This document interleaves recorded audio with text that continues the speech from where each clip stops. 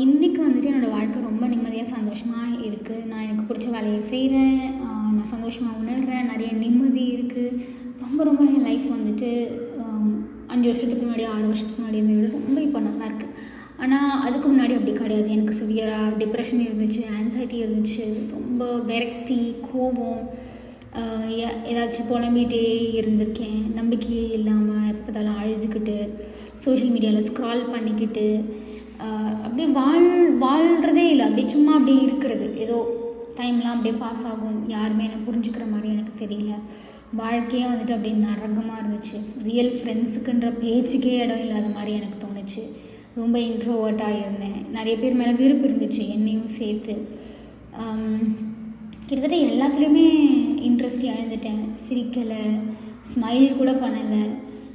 என் வேலை போயிடுமோ போகாதோ, எப்படி நான் வந்துட்டு இந்த ரெசிஷன், இந்த ஐடி இண்டஸ்ட்ரி, கார்ப்பரேட், ஆஃபீஸ் பாலிடிக்ஸ்லாம் சர்வைவ் பண்ணுறதுன்னு ஓவர் திங்க் பண்ணிகிட்டே இருந்தேன். அங்கே இருக்கிற ஃபேக் பீப்புளை என்னால் ஹேண்டில் பண்ண முடியல.